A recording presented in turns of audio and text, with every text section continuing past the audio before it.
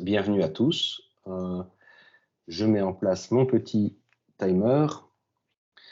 Donc aujourd'hui, on va parler de comment gérer, enfin en tout cas on va effleurer le topic parce que sur une demi-heure c'est un topic assez vaste pour être vraiment approfondi.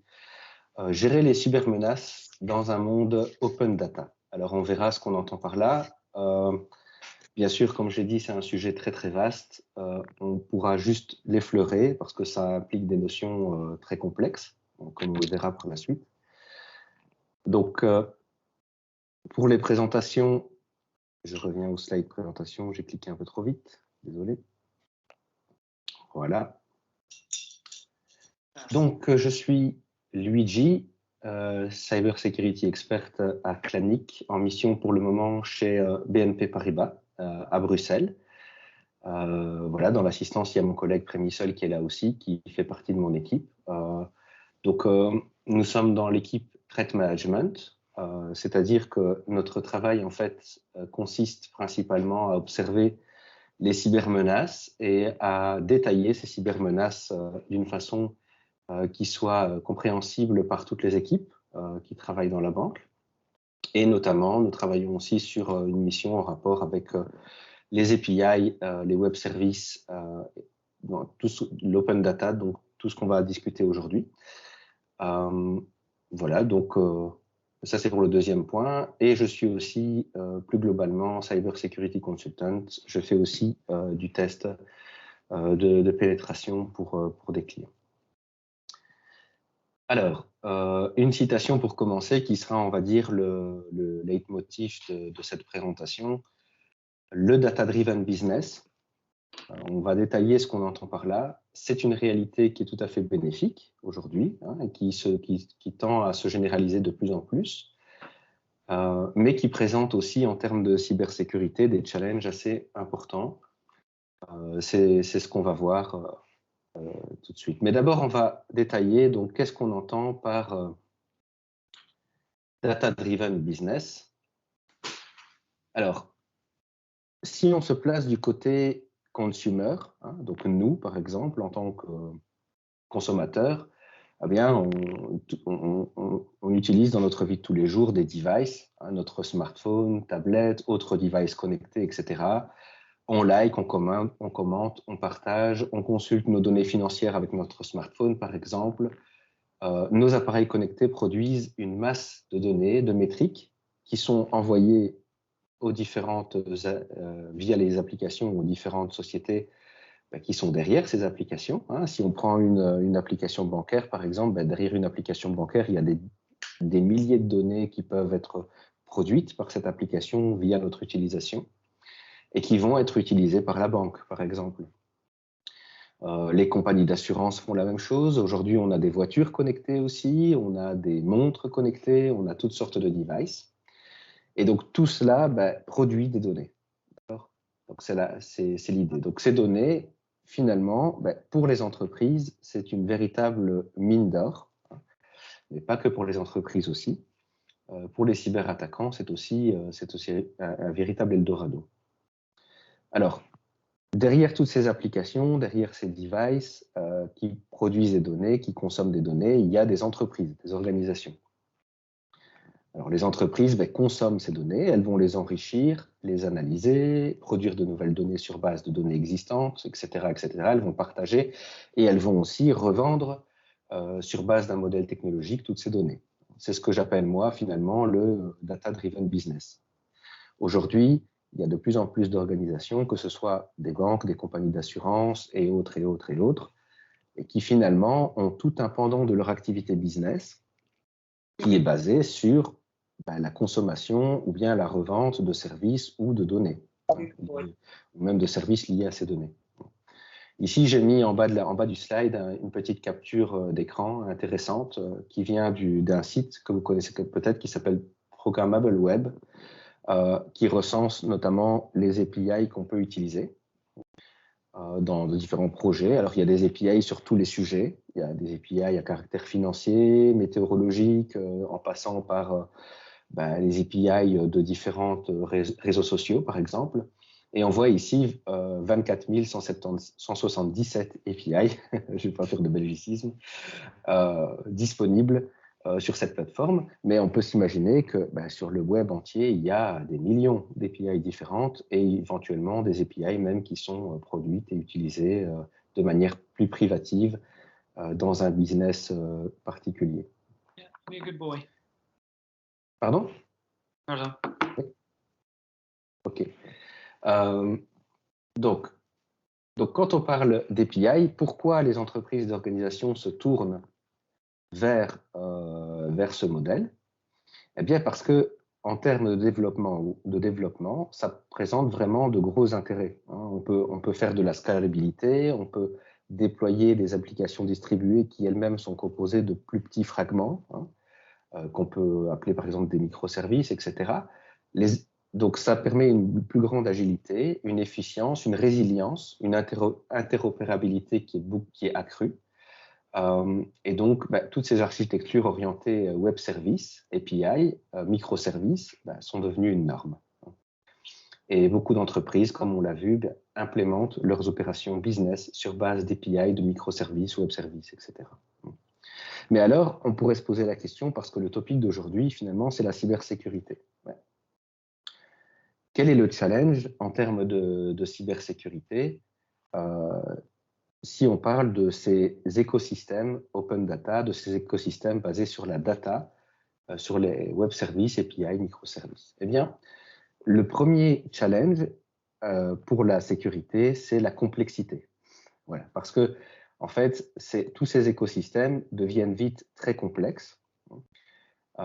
Et en fait, pourquoi c'est complexe? Parce qu'on peut voir un écosystème API web service comme, par exemple, un ensemble d'applications distribuées qui exposent des API qui vont se consommer les unes les autres, par exemple, produire des données les unes pour les autres.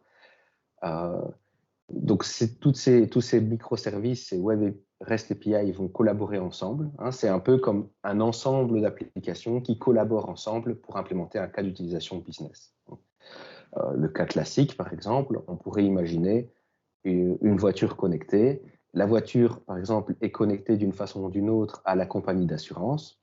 Certains constructeurs automobiles et compagnies d'assurance étudient la question de plus en plus ardument pour l'instant, où on pourrait avoir des contrats, par exemple, d'assurance as a service, où en fait, la voiture fournit des métriques, des données en temps réel aux compagnies d'assurance qui les consomment via des API, des microservices, etc., et qui peuvent analyser presque en temps réel le comportement d'un automobiliste, par exemple, pour adapter le paiement de la police d'assurance.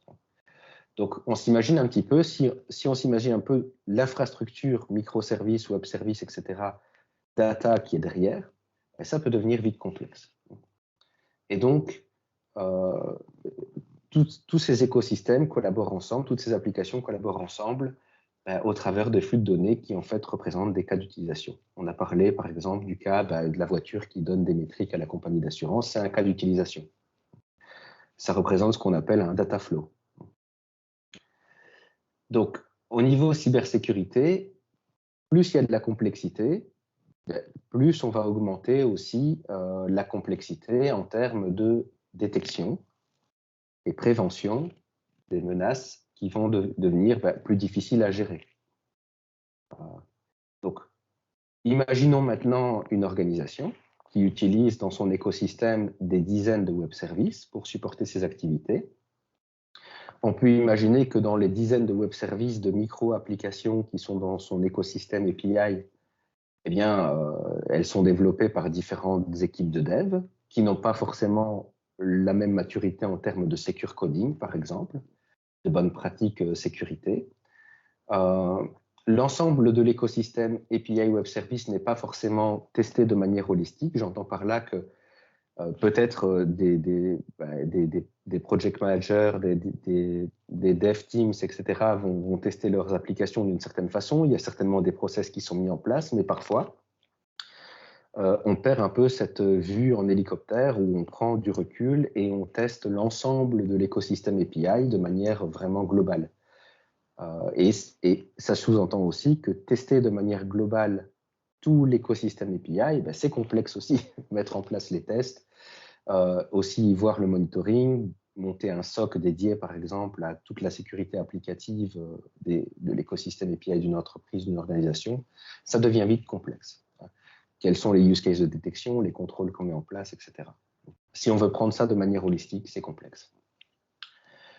Et pourquoi c'est complexe aussi? Troisième point, eh bien parce que dans un écosystème web service, microservice, API, et sans parler de l'infrastructure qui va avec, qui peut être une infrastructure cloud où il y a encore, par exemple, un mix avec du serverless, function, etc. Ça veut dire à ce moment-là qu'il faut penser la sécurité à des niveaux très multiples et divers. Par exemple, quels sont les contrôles préventifs, réactifs qu'on met en place dans l'infrastructure? Comment on automatise les choses au niveau sécurité? Comment on va contrôler aussi les tierces parties? Parce que beaucoup d'entreprises ouvrent leurs données. On est dans de l'open data, donc elles ouvrent leurs données moyennant conditions, parfois moyennant conditions financières, etc., à des tierces parties. Le bon exemple, par exemple, c'est pour les banques. Aujourd'hui, on parle beaucoup de fintech aussi. Donc, par exemple, des startups qui lancent des applications basées sur la finance, mais qui vont aussi consommer, par exemple, les données bancaires. Les banques ouvrent leurs données, mais alors comment est-ce qu'on contrôle l'utilisation par les tierces parties des API internes ou externes de la banque, par exemple? Il y a le même pour les compagnies d'assurance, des compagnies financières en bourse, etc.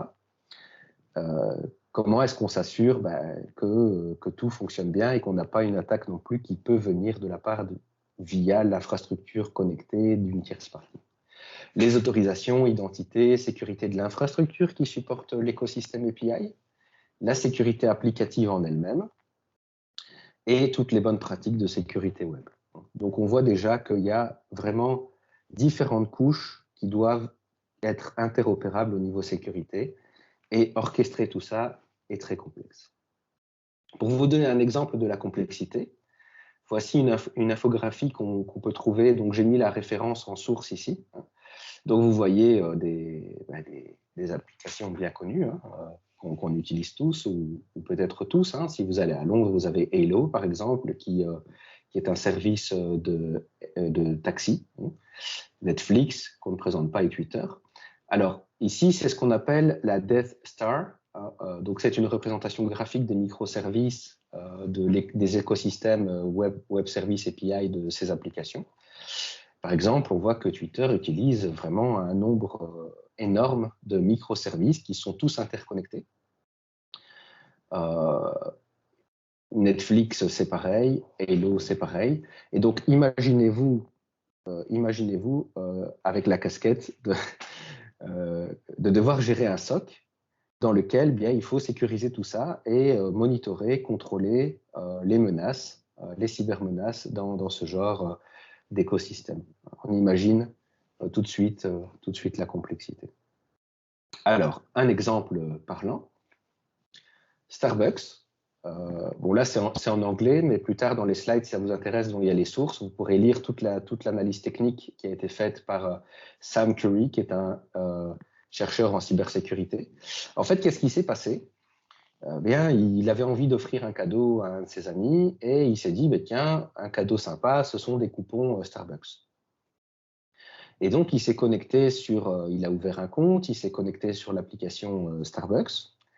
Et là, il a remarqué, voilà, le security researcher en lui a parlé, et il a remarqué qu'il y avait des API calls qui lui semblaient un peu suspicieux, dont notamment un qui était un endpoint API qui est /BFF/proxy. Et donc, il s'est mis à gratter. Et en fait, en grattant un petit peu, il a découvert que via cet API endpoint BFF proxy, il pouvait lister les API endpoints internes qui normalement ne sont pas accessibles. Et donc, après, ce qu'il a fait, il a forgé des requêtes et il a vu qu'en forgeant certaines requêtes, il pouvait accéder à des données de son compte à lui, mais en changeant certains paramètres, il pouvait accéder aux données de différents comptes utilisateurs, et en envoyant ces données sur d'autres API internes, il obtenait encore plus de données sensibles et privées de ses utilisateurs. Et donc, il a été capable ainsi de démontrer qu'il pouvait leaker plus de 100 millions de données de clients Starbucks. Voilà, donc ça ne le fait pas. Bien sûr, on comprend tout de suite. Et donc, il a fait son reporting à Starbucks, qui lui a donné un bounty au passage et qui ont fixé le problème. Alors, pourquoi ce genre d'attaque ou ce genre de cybermenace peut arriver facilement sur un API, un écosystème API? Donc, on va simplifier les choses. Hein. On va essayer vraiment d'aller au plus simple pour avoir quelques notions. On va prendre un cas pratique. Donc, imaginons un petit écosystème. Hein. Donc, on voit ici l'Internet avec un utilisateur. L'utilisateur passe par un WAF, donc un Web Firewall. Il est redirigé vers un gateway API. Et bien sûr, il va devoir établir sa session, etc. Donc, il y aura l'IDP, l'Identity Provider, qui va rentrer en ligne de compte, qui va l'authentifier, l'autoriser, et ainsi de suite. Donc, rien de bien compliqué. Mais donc, imaginez ici, donc vous voyez le carré. Le carré, c'est l'intérieur. Donc, les petites applications en bleu, c'est l'intérieur en fait de l'écosystème API. Et tout ce qui est à l'extérieur, il y a le gateway, le WAF, forcément. Rien de bien compliqué. Donc, maintenant, imaginons que nous avons un cyberattaquant qui passe par là. Il se crée un profil sur l'application. Et puis, il envoie des données dans un flux normal. Donc, première chose, oui, il s'authentifie, il est autorisé, il consomme les données auxquelles il a le droit normalement. Là, tout va bien, il n'y a pas de problème. Mais sauf qu'il a repéré, un peu comme notre Sam Curry, hein, donc notre security researcher chez Starbucks, il a repéré que en utilisant les données qu'il recevait en 1, qui sont des données tout à fait anodines, qui sont normales dans l'utilisation de son compte, et en les passant à une autre API, il reçoit une réponse quand même. Et il reçoit une réponse, et dans cette réponse, il y a des données qui sont plus sensibles, auxquelles normalement, il ne devrait pas avoir accès. Donc en utilisant, on va dire, le blueprint de la requête en numéro 1, certaines données de cette requête, et en les fournissant à une autre API auquel normalement, il ne devrait pas avoir accès, parce que peut-être il y a une misconfiguration, peut-être il y a un problème qui fait que cette API-là est aussi accessible via le gateway, par exemple, c'est tout à fait possible, donc, comme dans le cas de Starbucks, bien il y a accès. Donc ici, c'est un cas qui peut se produire dans un API, dans un écosystème API microservice. Alors, quels peuvent être les problèmes derrière? Il peut y avoir une multitude de problèmes qui ont mené, on va dire, à ce que cette API qui ne devait pas être accessible est accessible, et bien l'attaquant y a eu accès. Un autre cas un peu plus pernicieux, donc imaginons toujours notre cyberattaquant, donc il se connecte à son compte, jusque-là tout va bien, il passe par le WAF, le gateway, il est authentifié, autorisé, sauf qu'il forge sa requête d'une certaine manière qui fait que, l'API interne l'application interne qui doit faire le process de sa requête plante. En tout cas, il y a un problème. Et ce problème fait que cette API va, on va dire, être utilisée comme proxy interne pour accéder à une autre API qui n'est pas exposée. Et notre attaquant se rend compte qu'en faisant ça et en forgeant certaines requêtes d'une certaine façon, il arrive quand même à avoir une réponse avec des données auxquelles normalement il ne devrait pas avoir accès.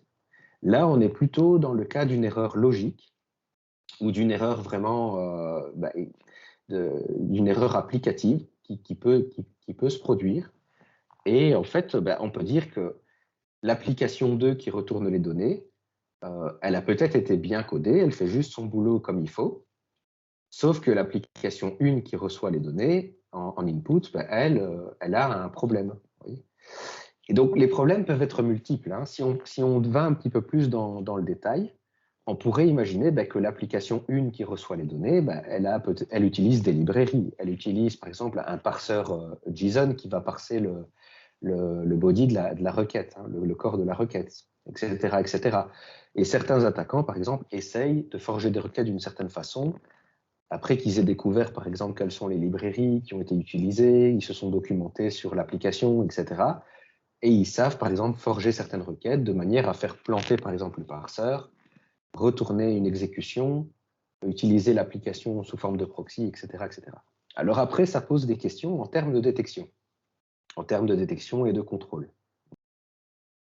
On va passer à cette partie-ci. Donc, qu'est-ce qui peut se passer dans un écosystème API? Parce que là, on a vu juste deux petits cas simples d'application, et vraiment en schématisant et en généralisant, je précise. Mais dans un écosystème API, le danger peut venir d'un peu partout, en fait. On a les tierces parties. On peut imaginer une attaque via une tierce partie autorisée, ou une fausse tierce partie aussi qui aurait été créée. Au niveau du gateway, du WAF, un attaquant, on pourrait imaginer attaque directement le gateway, le WAF, pour avoir un pied dans le gateway ou dans le WAF. Et là, il est, entre guillemets, maître à bord.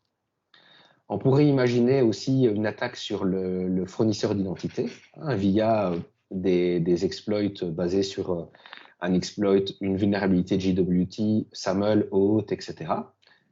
Là, il y a beaucoup d'options pour les attaquants en fonction des fournisseurs d'identité. Alors, ce qu'on a vu aussi dans les attaques, par exemple, les plus récentes, si vous vous documentez sur l'attaque qui a touché SolarWinds, par exemple, si vous avez suivi un peu le cas, il y a toutes les attaques de type supply chain qui attaquent directement, par exemple, le CI/CD pipeline, où on va injecter du code lors du build, on va faire de la persistance, etc. On peut aussi faire cela dans le cloud en utilisant des clés d'accès qui auraient leaké, etc. Des attaques sur l'infrastructure qui supportent l'API, ou des attaques purement applicatives, comme on l'a vu dans les deux cas précédents.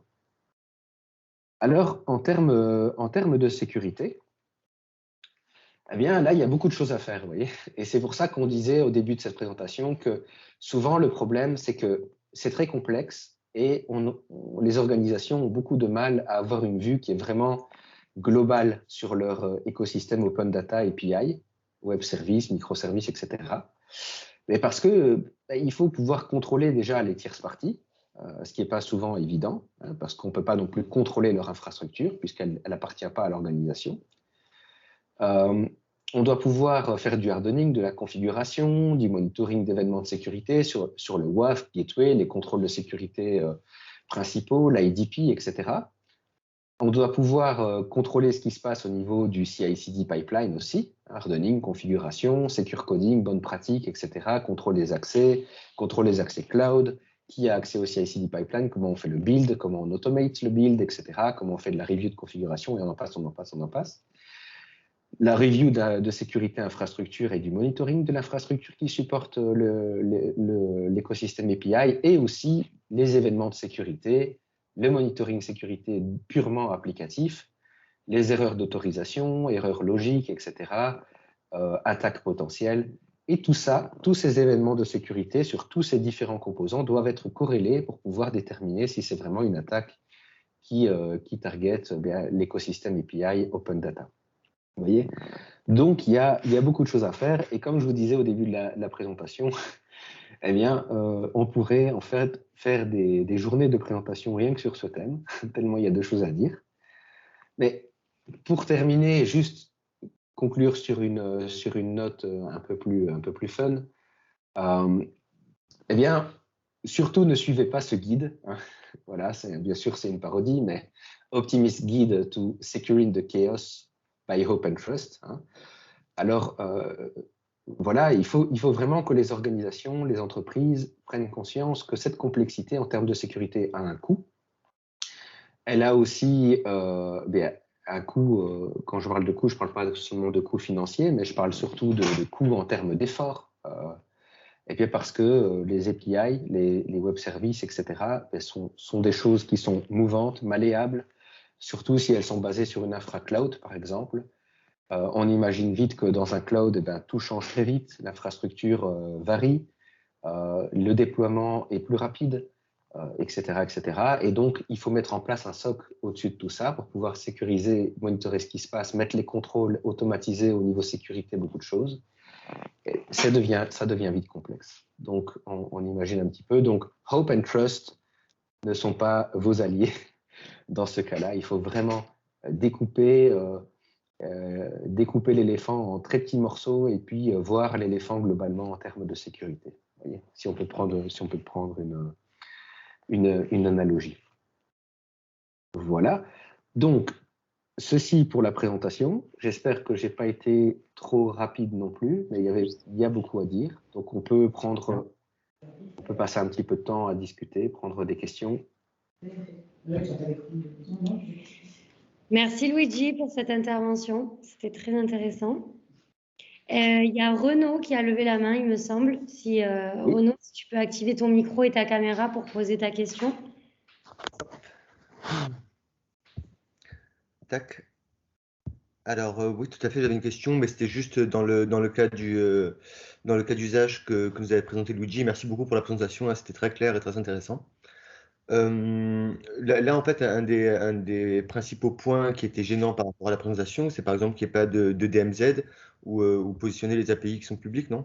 Enfin, ça pourrait être, à mon sens, une bonne résolution déjà de l'accès à des API internes par une tierce partie. Enfin, je sais pas Oui, tout à fait. Hein. Oui. C'est parce que dans mes schémas, j'ai fait vraiment des schémas très schématisés, très simples. Mais effectivement, dans la vie réelle, il y a une DMZ, il y a différents layers, on va dire, qui peuvent être mis en place, tout à fait. Hein.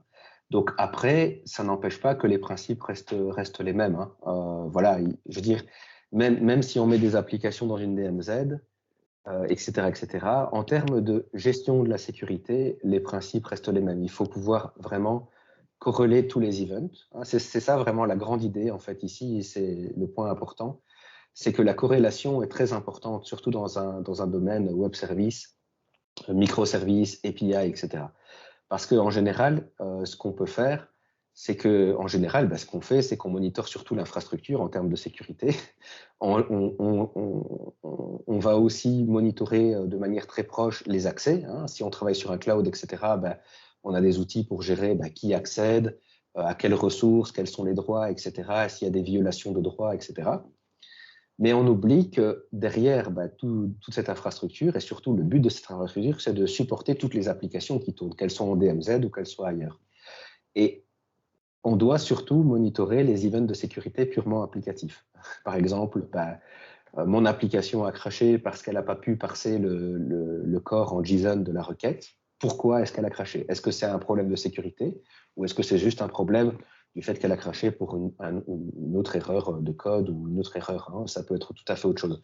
Mais en tout cas, si c'est une erreur sécurité, on doit le voir.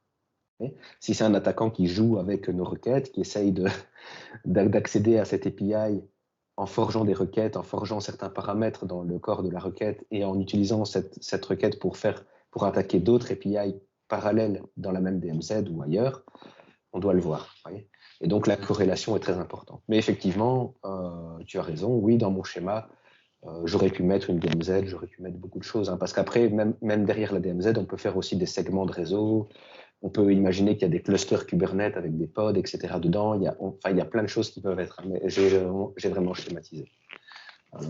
Et justement, tu as répondu en partie, super réponse, tu as répondu en plus en partie à l'autre question que je voulais te poser, qui est justement quand tu te retrouves dans un tel écosystème, comment tu vas prioriser les pans et les niveaux applicatifs, réseau, etc., système.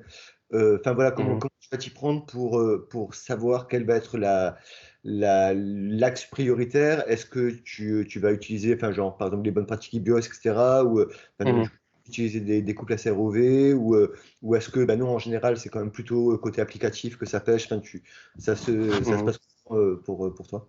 Donc en pratique, comment ça se passe? Donc personnellement, moi j'ai une vue assez pragmatique sur la chose, parce que en fait ce que je fais, c'est qu'en général je découpe la grande famille des opérations de sécurité, de cybersécurité, en différentes sous-familles. Alors, par exemple, une des sous-familles, ça peut être l'automatisation de la sécurité, par exemple. Une autre famille, ça peut être toutes les opérations de contrôle préventif. Hein, donc, par exemple, les gens qui vont mettre en place les contrôles préventifs, comment on s'arrange. Là viennent les questions aussi de DMZ, etc. Enfin, tous les contrôles qu'on peut mettre en place pour empêcher certains types d'attaques. Après, il y a une autre famille, par exemple, c'est tout le SOC, le monitoring, etc. Alors, dans le monitoring, c'est la partie que je connais un peu mieux parce que moi, je travaille dans un SOC avec Prémisol qui est ici aussi dans l'assistance. comment on priorise? Alors, ce qu'on fait en général en threat management, ça c'est mon boulot, c'est-à-dire que nous, on essaye de lister, documenter les techniques d'attaque. Il y a différents frameworks qui existent pour ça, mais il n'y a pas que des frameworks, il y a aussi, nous on va sur le web, le dark web, etc. On regarde ce que font les cybercriminels, on détaille, on schématise de manière, vraiment dans un data flow, etc., comment ils font leur attaque, donc la technique qu'ils utilisent. Et après, on va prioriser. Et la prioritisation, elle se fait, ça dépend des organisations, voilà, parce que ça dépend vraiment de la stratégie que le management veut donner au SOC. Aussi, parce que voilà, il y a des contraintes budgétaires, il y a des contraintes managériales, etc. Donc, il faut s'adapter aussi. Mais bien sûr, en général, on prend aussi en compte dans la prioritisation le nombre de fois qu'on voit ces attaques, par exemple dans la documentation qu'on a grappillée chez les cybercriminels, par exemple. Quelle est la probabilité que cette technique va être utilisée en premier par un cybercriminel plutôt que telle autre technique, par exemple, etc. Donc, il y a tout un jeu vraiment de recherche d'intelligence sur les techniques qu'utilisent les cybercriminels. Sur base de ça, on priorise, on propose au management nos priorités, on dit voilà, pour nous, on devrait monitorer en premier telle technique, parce qu'elle rentre dans telle tactique que les cybercriminels utilisent, etc. Et puis après, en général, le management suit. Et là, on met en place vraiment le projet de créer les detection use case, la détection, on implémente les détections dans le SOC, etc. Et c'est là que viennent les questions de corrélation. Est-ce qu'on a les bons logs qui nous reviennent des applications? Parce que souvent, on va parler avec les développeurs, par exemple, et les développeurs, on leur dit hey, est-ce que vous avez pensé à nous donner tel event de sécurité dans vos logs, etc. Est-ce que vous loguez si quelqu'un fait ça, ou il envoie tel type de requête, par exemple? Est-ce que vous loguez ceci? Est-ce qu'il y a un crash au niveau d'une librairie? Est-ce que vous le loguez de telle ou telle manière et tout? Et parfois, il y a des développeurs qui disent on n'avait pas pensé à tout ça. Et donc, alors, il y a une feedback loop avec les development teams qui, elles, vont réimplémenter une nouvelle release avec le bon logging, les events de sécurité dont on a besoin, etc. On les intègre dans nos detection use case et puis on délivre la détection au SOC, par exemple. Donc, mais ça devient vite complexe parce qu'effectivement, il faut corréler autant les erreurs, ce qui se passe au niveau applicatif que ce qui se passe au niveau infra, etc. Oui. Je ne sais pas si ça répond à la question, mais… Tout à fait. Puis en plus, au niveau des logs, tu as aussi les logs système et réseau, les logs Apache. Oui, tout à fait. Donc sans dépôt de données, genre LK, etc., ça devient vite compliqué de pouvoir agréger toutes ces informations pour un IDS, justement. Oui, c'est vrai. Et moi, ce que je dis souvent, c'est qu'un event de sécurité ou un event sur une application peut très bien ne rien dire s'il est pris de manière isolée. Mais cet event corrélé avec un event réseau, par exemple, peut montrer déjà une indication qu'il y a quelque chose qui se passe. On peut imaginer une adresse IP qui est connue pour être malicieuse, malveillante, qui a déjà été repérée dans des feeds CTI, etc., qui est utilisée qui a triggeré cet event. Alors là, on peut déjà se dire, l'adresse IP d'origine est malveillante, on a un event de sécurité au niveau applicatif, il y a peut-être quelque chose à gratter. Voilà. Mais c'est complexe. C'est très complexe. Moi, je trouve intéressant que tu n'aies pas mis de DMZ et de choses comme ça, en fait. Pourquoi? Parce qu'on a ce réflexe je veux faire quelque chose, je veux sécuriser, c'est le réflexe des anciens. Je mets un firewall, je mets un équipement, j'ai un objet de sécurité. Ça, c'est la conception qu'on avait avant l'exposition de data sur le net, etc. Le côté sécurité périmétrique et l'évolution des DSI en mode un peu plus comptable que IT. J'ai une liste à cocher, j'ai une DMZ, j'ai des firewalls, j'ai des IPS, voilà, c'est bon, ma liste, elle est verte. Le contenu, on s'en fout. Et c'est ce qui est compliqué de pouvoir dire, en fait, c'est un tout petit peu plus complexe que ça. Et côté dev, c'est un peu la même chose. On a créé des générations de devs, notamment ceux qui sont partis faire des MBA derrière, à développer de la valeur business et pas de la valeur, et donc de ne pas se préoccuper de ça. Parce qu'il y a des outils à côté, donc ils n'ont pas besoin de s'en préoccuper. Et du coup, on a perdu cette culture-là, et c'est la complexité aujourd'hui, devant l'ampleur de la menace, c'est de les réintégrer dans ces process-là, et donc de leur faire comprendre l'importance de ces choses. Et c'est capital. Et effectivement, comme Simon l'a indiqué, les formations des devs, de les resensibiliser à ça, alors que pendant des années, on leur a dit, c'est pas votre problème. C'est le problème de la sécu.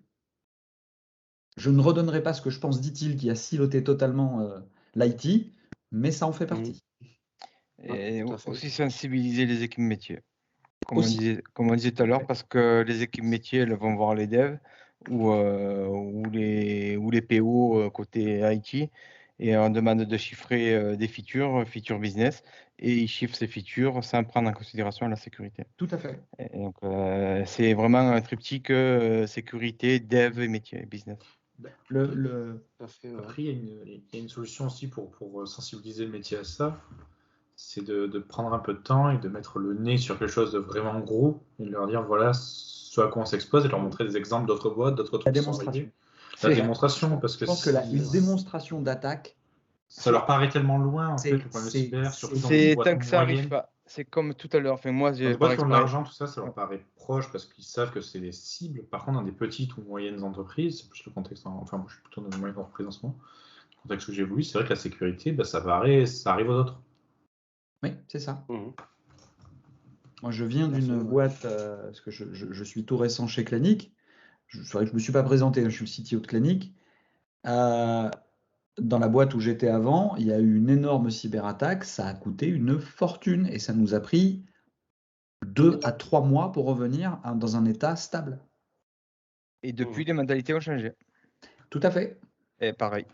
Depuis, la cybersécurité, c'est 100 personnes. Est-ce que c'est 100 personnes silotées dans une équipe ou est-ce que c'est 100 personnes diffusées dans chaque équipe? Non, alors oui, pour l'instant, c'est un département, parce que c'est compliqué aussi, parce que la sécurité aussi, les gens de la sécurité, notamment de la sécurité opérationnelle, il faut aussi qu'ils évoluent. Ils ne sont pas juste pour faire le méchant flic, ils ne sont pas que là pour ça. C'est pour ça que j'aime beaucoup ce qu'explique Luigi. Ils ont aussi ce devoir, quelque part, de transmettre et de sensibiliser à ça. Et ils ne l'ont pas tous. Pendant des années, ça c'est pareil, la cybersécurité, elle doit évoluer, elle est en train, parce que pendant des années, le rôle de la cybersécurité, c'est de faire le méchant flic. Non, ça, c'est pas bien. Et très théorique en plus, hein, très très théorique. Donc commencer à faire toucher du doigt des équipes par de la démonstration d'attaque ou des choses comme ça, pas forcément par du pen test, mais au moins de démontrer, voilà. De la démo. De toute façon, dans tous les domaines de notre métier aujourd'hui, il faut démontrer les choses. Quand on montre, on convainc. Tout à fait, ouais. Il faut faire de la pédagogie. Il faut... c'est énorme. Et voilà, donc moi, je crois très fort en termes de cybersécurité à la coopération maintenant, parce qu'en fait, c'est vrai qu'avant, maintenant ça change, mais avant c'était très siloté, très, voilà, oui, c'est comme tu disais, c'est le méchant flic, voilà, good cop, bad cop, etc. Maintenant, en fait, vraiment, on va devoir aller plus vers un schéma cybersécurité où on a vraiment de la coopération. Ouais. Et nous, par exemple, chez BNP, on a vraiment des très bonnes interactions avec les équipes de dev. Hein. On a vraiment un genre de feedback loop. Et c'est très bien accueilli. Et c'est vraiment très intéressant aussi. Ça nous enrichit, nous, aussi, en termes d'experts en cybersécurité, de travailler avec eux aussi. Donc, c'est pas le même métier, mais on est coopératif. Donc, c'est intéressant. Ouais. Pour donner un exemple, puisque c'est vraiment un exemple de parlant du Tech Day, puisqu'on a eu deux conférences sur l'agilité. C'est compliqué pour la cybersécurité de vouloir aller expliquer à des devs qui sont en mode agile. Donc, la cybersécurité doit passer aussi dans ce mode-là. Elle ne peut pas être un frein au développement des promesses métiers qui ont été faites au business. Donc, elle doit s'inscrire dans le cycle agile aussi. Et c'est un peu la difficulté dans beaucoup de boîtes. Les boîtes passent en mode développement agile, ils vont hyper vite, ils sont véloces, et à un moment donné, il y a le gendarme qui est siffle au bord de la route. Non, vous ne pouvez pas aller en prod, c'est pas sécurisé. Retournez sur votre planche à dessin. Et ça ne peut pas marcher. Donc, il faut aussi inclure dans la démarche agile la cybersécurité. Ça veut dire qu'il y a beaucoup de gens de la cybersécurité qui doivent rentrer dans l'agilité aussi. D'où le DevSecOps, quelque part. Le DevSecOps, c'est pour dire à la sécu, les gars, vous venez parce que sinon, vous allez être à la bourre sur les méthodologies. Pas sur la connaissance et la compétence, hein, encore une fois. Hein. Mais il faut que tout le monde aille à la même vitesse. Il y a un endroit aussi très très important où la sécurité est vraiment essentielle. C'est sur la partie architecturale, choix des technos et premier code, en fait, les tout premiers codes que tu fais dans un nouveau projet ou dans une entreprise sont vraiment essentiels parce qu'ils vont être repris par mimétisme en termes de fonctionnement, notamment par exemple pour répondre à un appel API. C'est souvent le développeur qui arrive, il va regarder ce qui a été fait, il va faire plus ou moins la même chose. Et si dans ce petit bout-là, la sécurité n'a pas été mise, ça va être compliqué après, dans chaque truc, revenir plus tard. Tout à fait. Il faut refaire pas sur tout. Ça, c'est impossible. C'est même tard, hein, c'est même tard pour le premier code pour moi. Oui, quand je dis architecturage et premier code, c'est du cadrage d'architecture technique. Hein. C'est ça, c'est bien avant le design. Ouais. À la conception et au design, il faut déjà penser à la sécurité. Oui, il faut que ce soit dans l'idéal. Au même moment. Le Secure by Design. Oui. Merci beaucoup, Luigi. Merci. Merci, Luigi, pour cette intervention. Merci. Et de rien. Merci à vous aussi d'avoir bientôt. participé. C'était enrichissant. Voilà. À très bientôt, Luigi. À bientôt aussi. Donc, bonne soirée à tous. Ciao. Bonne soirée également. Ciao. Merci, bonne soirée.